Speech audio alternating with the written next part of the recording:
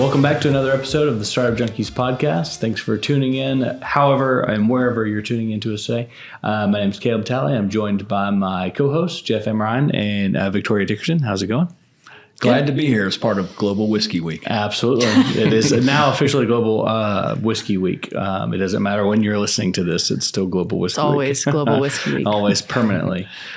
We are excited to be joined by Austin Simkins, co-founder of Natural Way Food Group. Thanks for joining us, Austin. Yeah, thanks for having me. Absolutely. I'm excited to be on the show. Well, we're excited to have you. And Jeff's already had like 8 shots of whiskey, so That is so not true.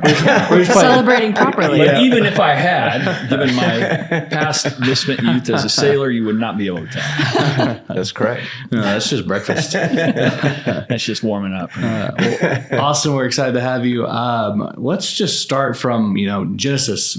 Tell us a little bit about the inception of Natural Way Food Group and some of your origin story here, Marvel movie origin story.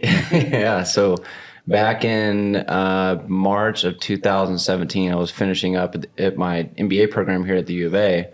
I'd actually done an internship with Startup You're hanging Junkies. out with us. I was, yeah.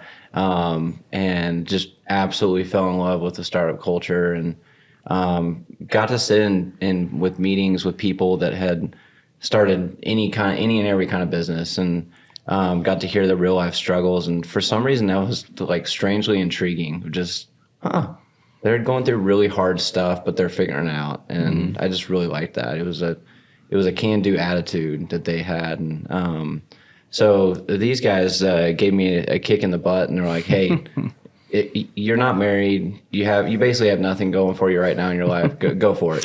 And so it's like, okay, I have nothing to lose. So I started that right out of my MBA program and convinced my brother to come on with me. He's the smarter one of the two of us.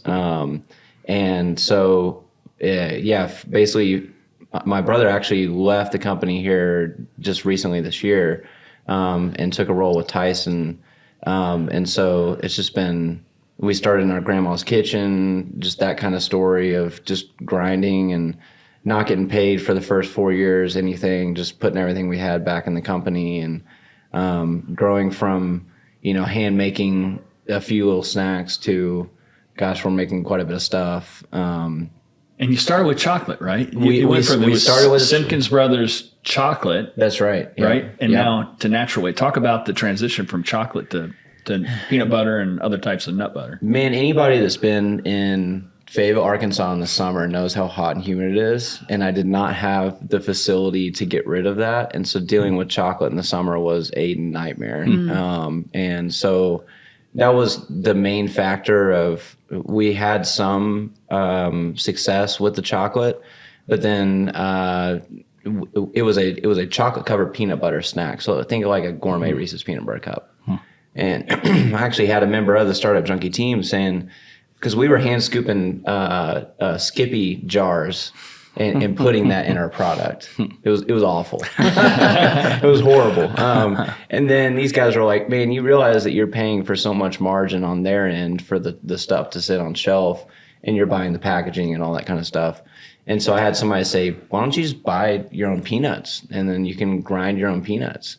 And I was like, wow, I didn't realize that. So we went straight to the commodity market, and that's when we started having better margins, and it just really opened the door to do the peanut butter now. Now we're moving truckloads of peanut butter each month, which is just crazy. It scared the pants off of me thinking about trying to move that much peanut butter, but we're there now. So it's pretty cool. You now have pallets, gigantic pallets full of peanuts. Yeah, we buy, gosh, we used to go through maybe 1,000 pounds of peanuts in a month. We're buying each tote of peanuts is 2,200 pounds. And we buy a truckload at a time, and it's 20 of those. Wow. So I'm buying 44,000 pounds of peanuts a time. That's wow. And then on top of that, we're also self-roasting now. So that helped us regain a lot of the margin that we were giving up to somebody else that was already roasting them. So the machinery and the process to get to that has been a uphill climb, but we're there now. And so now being on the flip side, it's really cool to be able to look back and and see like, okay, all that struggle was worth it. So, and you went through kind of the classic struggle of getting the team right, getting the kind of the cap table and the investors right, getting the, do we go with corporate sort of professional sales guy? Do we do it ourselves? I mean, most businesses at your stage, they kind of accordion up and they try some things and they realize this didn't make any sense. And then you kind of reset. Oh yeah. And you survived that whole process. Talk to the extent you can talk about some of that. Yeah. So, as everyone's aware with, the economic climate has changed. We had COVID came in and just completely threw a wrench in everything everybody knew. So we went from a climate in especially CPG where it was grow revenue, top line revenue at all costs. And it doesn't matter if you're burning cash. For us, we raised $1 million of funding in January of 21. And at one point we were burning up to $100,000 a month in cash. But our team was like, that's okay because we're trying to grow top line revenue. Well, the climate changed and it was like, oh crap, we're going to have to cut costs. It quickly became profit. How can you make profit?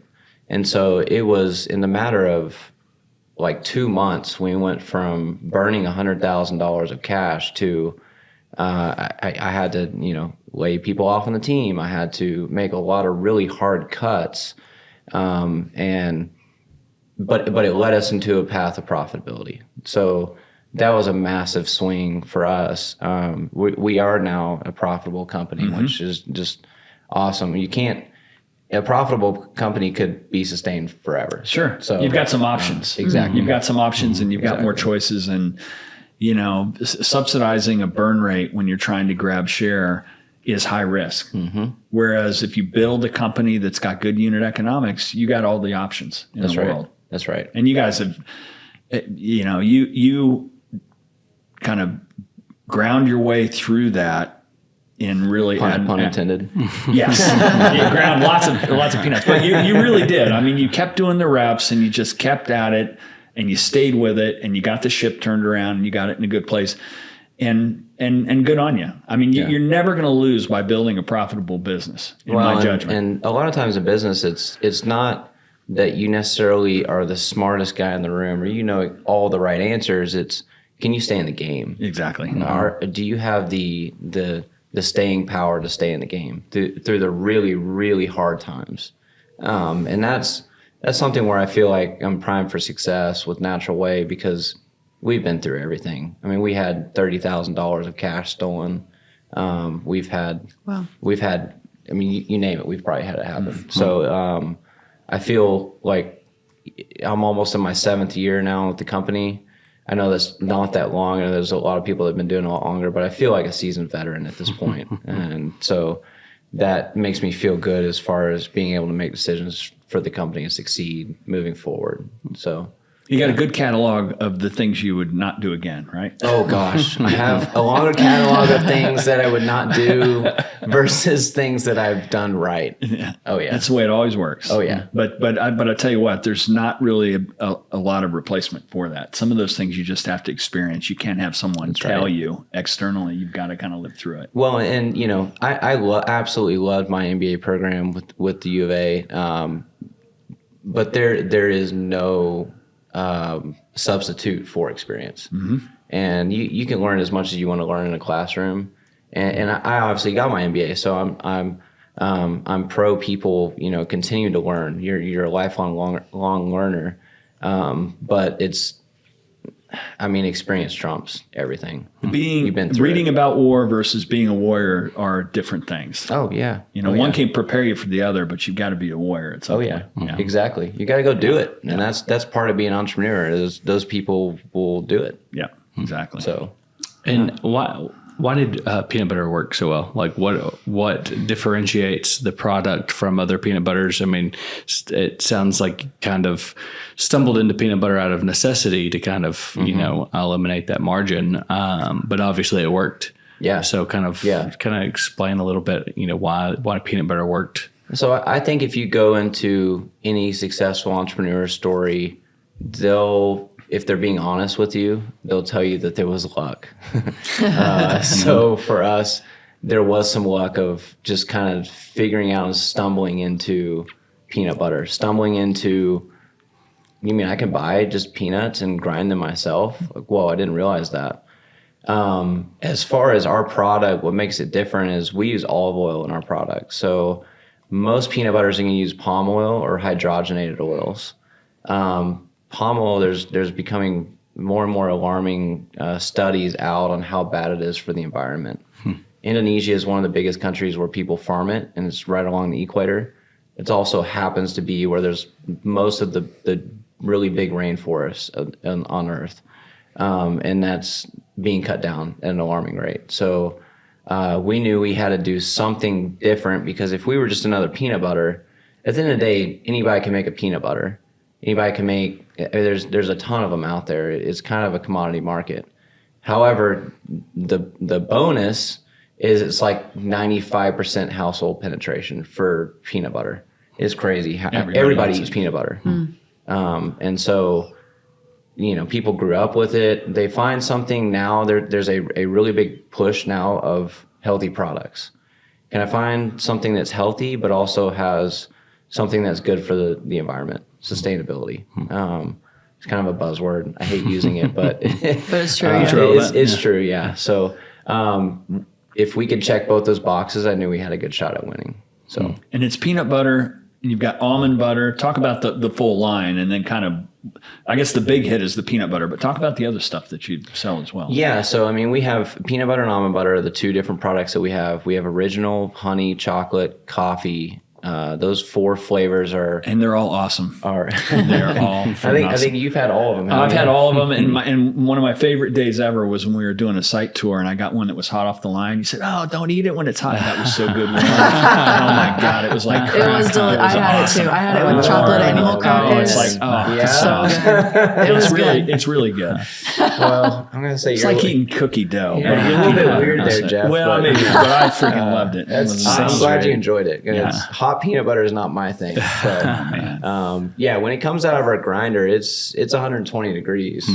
And so it comes out of the grinder and it is mixed at a it's a high shear mixer that we have. So it's getting moved pretty fast. So the temperature's up. So when you put it in the jar, you can feel it. Yep. But yeah, once you get to the store, it's cooler. So just like drinking a beer fresh out of the right out of the bright tank. Exactly. It's the same kind of thing. Right. Yeah. I'll tell you what, if there was a spigot for that peanut butter, I'd have been like, it was so good. We've got a filling machine. You can stick your head down. I may do it next time we're out there. And the other thing too is you walk in there and you're like, oh man. So when we added the roaster into our facility, now it's just like it's heaven. It's so good. Start selling candles too. Yeah, that's gosh. There's an idea. My wife, she's like, almost every single day, she's like, "You smell like peanuts." I'm like, "Well, that's a good thing. If I smell like something else, it'd be a problem."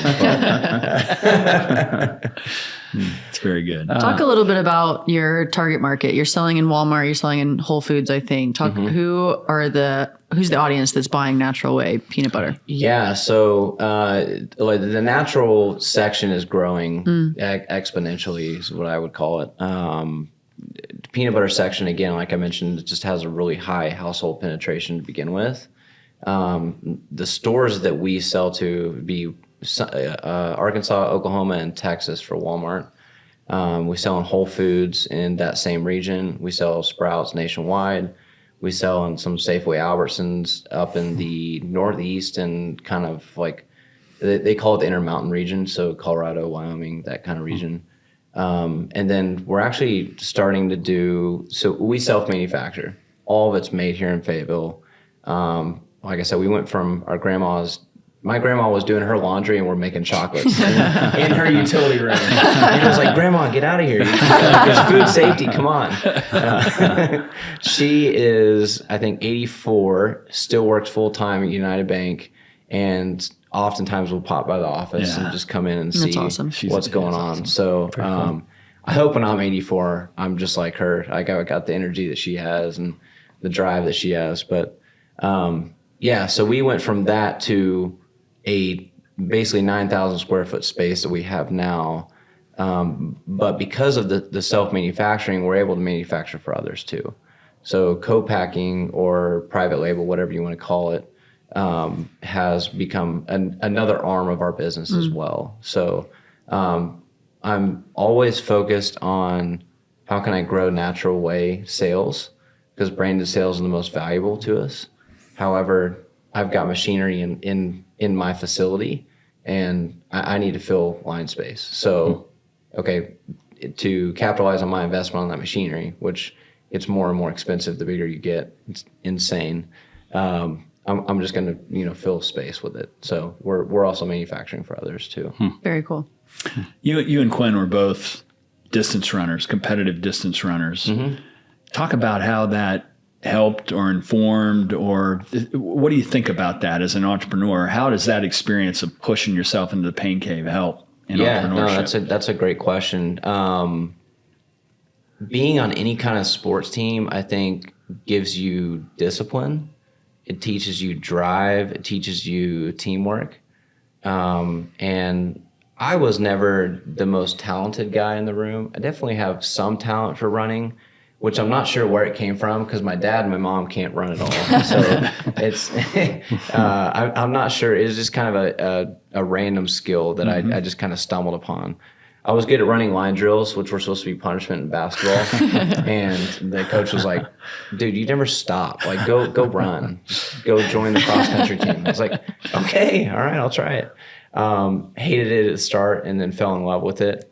For me personally, since I wasn't the most talented athlete, I had to outwork people. And so that's the same mentality I have with our business is I may not be the smartest guy in the room, but I will outwork you. I will put in more hours than you do. I will find a way to get over whatever hurdle I have in my way to get to the next point. Because you have to. I mean, to keep growing and survive, you have to. So when I was training as far as a cross-country runner, I was running, I had guys I was competing with, they might be able to get by on 50 miles a week. I was running 80, 90, 100 miles a week just to try and keep up with that guy. And so that has been a huge plus for me in this business. I have to temper it sometimes. I have to make sure that I sleep and that I'm at home with my wife. So it just, last night, for example, we had 15 really big pallet orders that we had to get out the door. And because of different things that were going on, it fell to last night. So I was there till 5 a.m. this morning. Wow.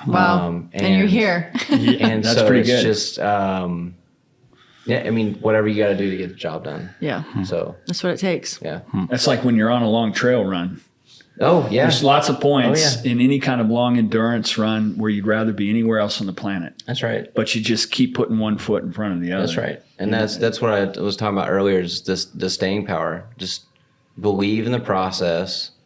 I don't know how long it's going to take. I'm pushing as hard and fast as I can. I'd obviously like to grow this thing to a massive size in the next couple of years. But if it takes 10, I'm in the game for it. So that's good. And it's just, you just keep grinding. As an investor, that makes me happy. I'm glad you're in it. I knew that. I knew that. Thank you for those words. Yeah, you're welcome. So what's next? What's on the horizon? Thinking about that long game. Yeah, so we will. Last year we did about, what was it, 630,000 in revenue, I'll call it. This year we will be just over $1 million, I believe, in That's revenue. awesome. Next year is the big jump that I've been waiting for. It's kind of been I'll call it accumulation phase, a building phase for the stock people out there. We've been, buying machinery, putting processes in place, getting employees in place. I'm working on how we can run, instead of one 8-hour shift, we're running 2 16-hour shifts in our facility. Next year, I'm expecting to be 4 to 5 million in revenue. So That's awesome growth. That's great. It's huge. So I'll say I don't sleep a whole lot. I'm really, really excited about where we're going. it's exciting times with Natural Way for sure. But we have kind of the private label co-man deal, large volume deals is one avenue that's growing very quickly. Food service has been a big part of that, so we haven't really touched any of that. Retail, I have a love-hate relationship with retail. And we started almost strictly with retail. It was how many doors can we get?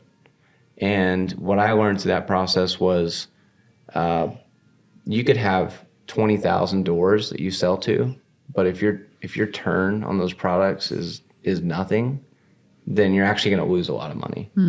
Because every single retailer out there wants, and Jeff knows this from our conversation with it, every single retailer out there, they want ad spend, they want free fills, they want slotting fees. There's so many different ways that they take money from you to do business with them. And I get it. Like they're part of retail is they're selling shelf space.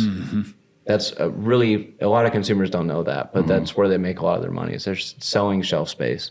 You get these 4 spots on our shelf, pay $30,000. It was actually a retailer. We were trying to get 4 of our items in, and they were a 150 store chain. I'm not going to mention any names.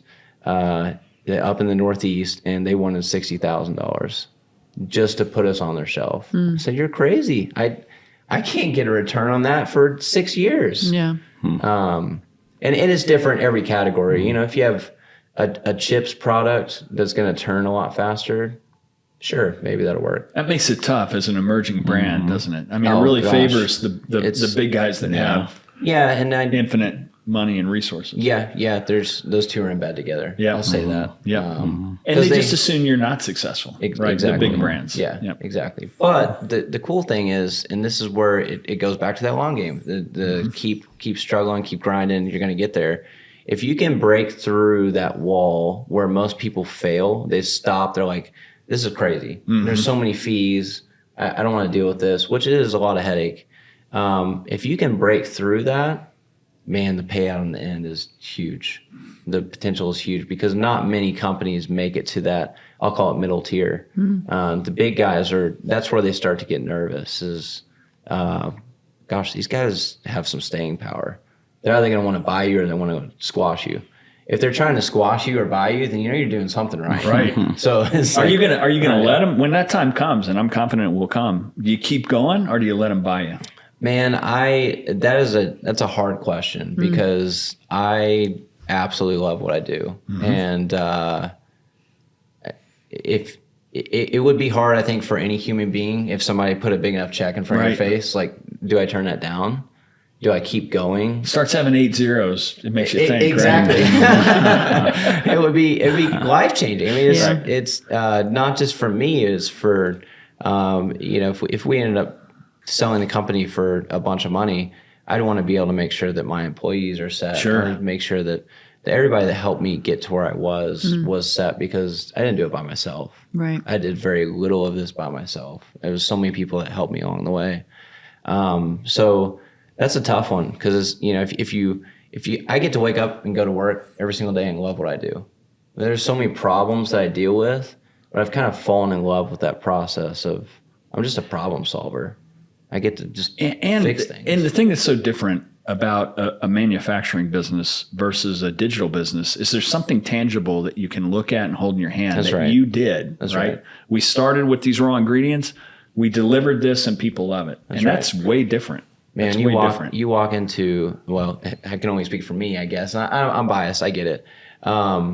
You walk into a production facility and it's like, wow, this is cool. That's how it's made. We all had that reaction when we were there touring it too. It's just like, man, this is awesome. This is a real business. This is in our backyard. Real products that people love. Yeah. And so in 2015, my family took a vacation to Boulder, Colorado, and there was a Celestial Tea plant I can't stand tea. I absolutely hate tea. Actually, it's awful. Sorry for tea drinkers, but that would have been the place to take the brewery tour because there's like 150 I should breweries. have. I should have. So my family's not much of the drinking family, so it's.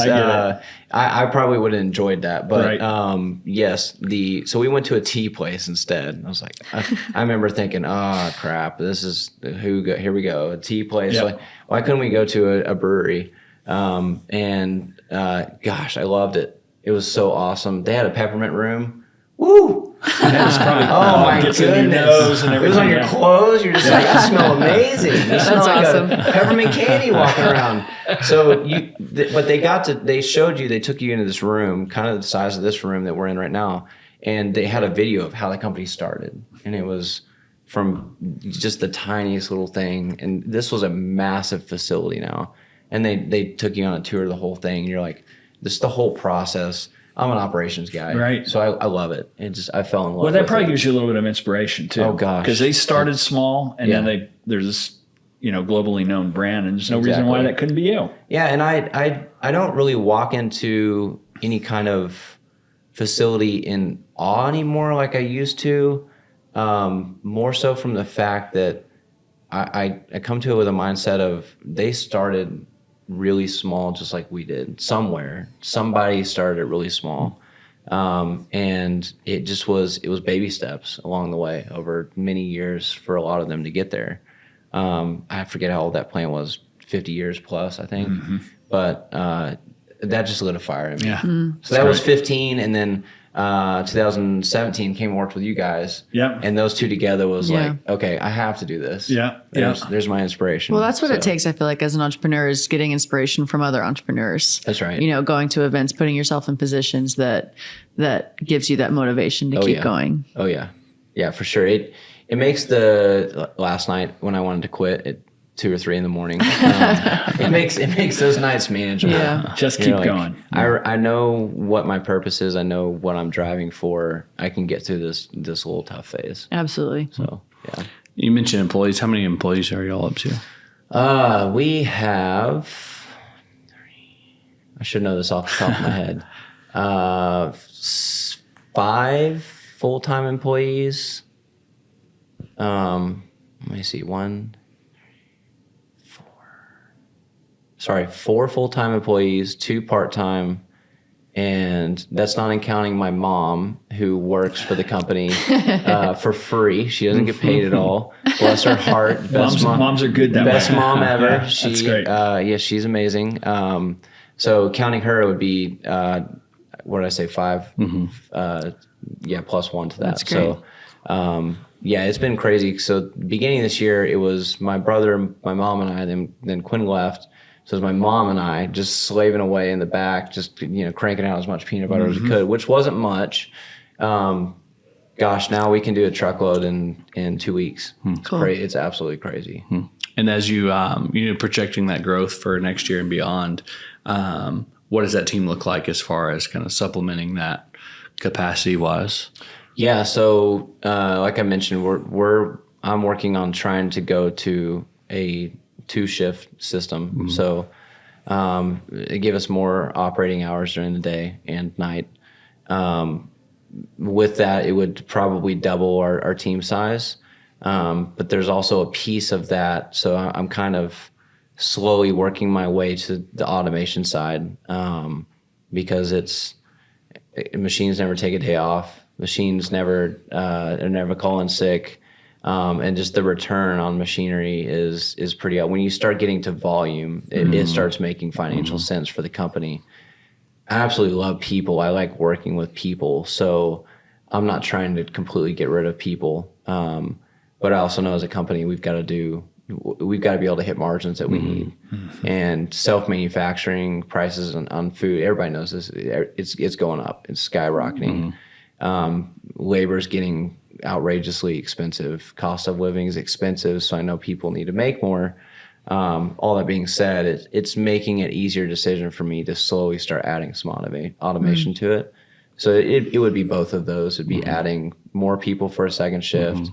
It'd be adding some automation so that the people I have there right now, we can make 500 pounds an hour.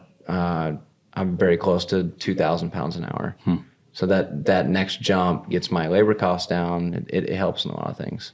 That's awesome. So And there will always be need for people just to that's manage right. those systems. That's right. Yeah. Well, and the type of people that we'll have may shift a little bit. If I take a person or two away out of production because I'm adding machinery, I'm going to need help with sales or marketing or accounting. So we'll continue to add people to the team. I'm not quite sure yet what role they'll have. Speaking of marketing, and you talked about kind of that, the big boys don't necessarily want to see you succeed. How are y'all reaching that customer base, your ideal customers? How are y'all carving out some market share there?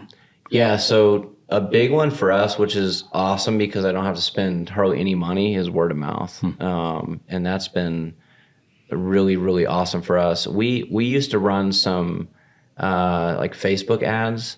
And anybody that's familiar with Facebook is just their algorithms change. I hate it. The return on social media ads now is in the toilet. So we've pulled back on that. We actually use Amazon very heavily. So we're like full speed ahead on Amazon. We did. We're pushing 20,000 a month in revenue on Amazon just by itself, and that's been a cool process because when we started, we were doing maybe 500 a month, and to see, we're almost at 20,000 now. That's crazy. But I invest heavily in Amazon because I know that our game is household penetration, getting it in people's mouths, having them taste it. That's where we win. And like I said, with retail, you can dump a lot of money into sampling, demos, ad spend. We've done that in the past. Haven't seen hardly any return on that, to be honest. And that may work for some brands. It just hasn't worked for us very well. But I would say the Amazon and word of mouth right now are two biggest ones that we use. Y'all still sell at the farmers market too in season, right? Yeah. So why is that important to y'all as you're scaling? Your Amazon's such a big piece of that. Why is it important to continue to have this kind of more community driven, right there in the farmers market, taste it, try it, kind of, more grassroots marketing? Why is that important? Yeah. So, I mean, that's where we started. That's who we are. Was within a year of starting, we got into the Bentonville farmers market. I think within a year after that, we were then in the Fayetteville farmers market, and we weren't full-time vendors. We were part-time because space is hard to come by. You can't beat getting right there talking to your customers, building those relationships. At the end of the day, I can love my job. I can make as much peanut butter as I can make. But if I don't have customers that love the product and believe in what we're doing, it doesn't matter. So they are the lifeblood of the company. So that's why we do it. I want to connect with people on the deepest scale that we can. That's a huge source of word of mouth. So I get emails all the time from people like, hey, I was in town from Texas. Is big here because we have a lot of college kids that come from Texas. And it's like, Dad's Day, or the parents are in town. They try the product. They're like, hey, this is so good. I shared it with X, Y, and Z family member. And then X, Y, and Z family member said, oh my gosh, I love this. They share it with so-and-so. And so it snowballs. And it can quickly, the part where we're at is like almost trying to temper growth as much as I can to a healthy level, because you can actually outgrow or outkick your coverage, I guess. So you start having cash problems and things like that. But the word of mouth is powerful. To me, that I think, I dare to say all time, that's one of the most powerful marketing things you can have. Absolutely. Because everybody likes to get recommendations from their friends or their family who they trust the most. Oh yeah. You get an influencer on Instagram or something that you may have paid or maybe not. I don't know. People may believe them, may not. It's like the early days of Coors beer. A lot of people don't know this. They didn't have national distribution. Yeah. So for people that were in the heartland, somebody would go to Colorado or they'd go a state where they actually sold it, and they'd bring back a ton of it, and it spread just by people sharing it. Coors was really different in those days. Now you probably couldn't pay me to drink Coors, but in those days when your choices were Schlitz and whatever other swill was being made, Coors was really good and really different. Yeah. And it was the same kind of thing. It was word of mouth. It was people saying, "Where do you get that?" There was an element of scarcity to it, and then it kind of spread like wildfire. Yeah, it's pre-viral, viral. Exactly. That's right. Yeah. And it's for a brand like us that doesn't have a massive marketing budget. You can spin yourself broke as far as marketing. There's so many avenues out there where you can drop money. And so trust me, I've thought about. I've had my finger on the trigger of like, gosh, we need to do this. This is a once in a lifetime deal. And I really like that we've kind of tempered that spin on that because it's really allowed us to guide the business where it needs to go right now in its life stage. There'll be so many opportunities for us to spend money on marketing in the future. So, but yeah, it's alarming how fast you can spend money on marketing, but I know that from experience. And too, there's a unique aspect of that in that you're not, segregated from your customer, whereas some of these other brands are probably insulated to an extent to, you've got your finger on the pulse of how they feel about, this, that, or the other. Right. So you're not insulated by, just the infrastructure of it all. Well, and another benefit to the being that close to your customer, this is a benefit. This was a negative that we just went through with the company, and I think it's important that I try and share what are we winning at? What's something hard that we're going through? We had a lid supplier that we bought lids from where part of the seal on the bottom side, a sheet of plastic was coming off into our product. And so over the last, I'll call it 3 weeks, I've been dealing with that. I've gotten numerous calls from people saying, "Hey, I've got your product. I love it. I've bought it multiple times, or I've never had it. I tried it. I liked it, but there was this plastic piece. It's really concerning. What are you going to do about it?" Customer service is huge, but to have customers that are loyal enough where they actually pick up the phone and call me, that's pretty cool. Because it's like, well, they really care about it. They could have bought a $9, $8, $6, $4 jar, wherever they bought it from. It varies. And just been like, gosh, there's plastic in it, throw it in the trash. They don't care. Yeah. It took their time to call me about it and say, "Hey, I really like your product. What are you going to do about it?" And to me, it's like, okay, we're doing something right if people care that much to try and get a new jar of peanut butter. They're bought in. Exactly. So I'm constantly thinking, how can we scale that? Not the lid issue. How can we scale if I can double the number of customers that are like that, then year over year, or even every 6 months, we're going to win long term. So. But yeah, the lid issue, unfortunately, when you self-manufacture, that's a downside to doing that. All the responsibility comes back on you. But you can be responsive too. Whereas a co-manufacturer or a packer or whatever, it might take you a month to get something resolved. That's right. Yeah. So, and I can actually turn a situation like that where I have somebody that might be upset or they're just concerned that there's plastic in it, which they should be. If there's plastic in your food, you should be concerned. I can turn that into a positive. Say, I'm really sorry about that. I'm aware of it. We've had an issue from our supplier with this. I'm going to send you product free, and I'm actually going to throw in an extra jar or two because I want to make it right for you. And you can either take somebody and make them more upset and they'll tell 10 people not to go buy this. Right. Or you can make it right and spend a little bit of extra money and give them a free jar or two. And they're going to be like, "Man, I'm about to go tell 10 people to buy this." So it's always trying to keep a frame of mind when something happens, like let's try and switch it into a positive. Absolutely. One of the ways we like to land the plane is to kind of get into the time machine a little bit. If you were to take all that accumulated wisdom that you've developed over the past 7 years and go back to your younger self, what advice would you give your younger self? You're going to lose all of your hair. You're not going to sleep. No, I'm kidding. Trust the process.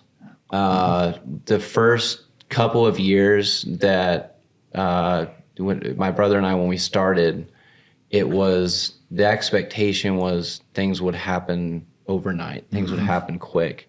And I think that's part of our culture of this instant gratification. We're just inundated with it. We want stuff.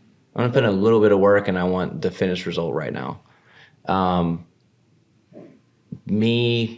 I can be impatient with growth. I can be impatient with seeing things come to fruition that I've been working on. But man, as I've gotten a little bit older and I've been to the company, now for almost 7 years, I've just fallen in love with the process. And I've had a couple of mentors that have told me that, like, Austin, if you can learn to love the process instead of the results, you could do this your entire life if you wanted to. Great advice. And so I think as a younger person that was wanting things like now, it just would have taken a lot of stress and anxiety off of me. Sure. It would have brought more joy to the process that I'm experiencing now that I wish I would experience when I started. Great advice. Great advice. And if our audience wants to find out more about Natural Way Food Group or you, what's the best way for them to do that? Yeah, so, I'll give them my number, 479-466-9582. Text me, call me.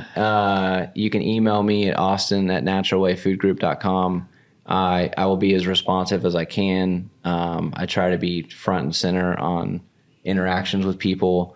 You can go to my website, www.naturalwayfoodgroup.com.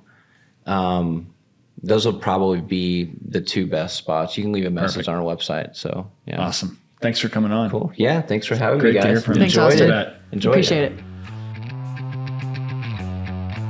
Ecosystem builders, entrepreneurs, chambers of commerce, mayors.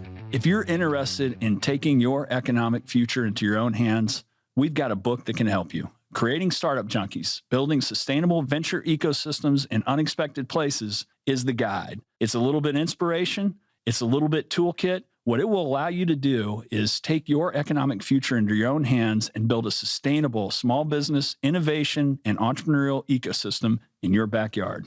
If you'd like to hear more, check out creatingstartupjunkies.com.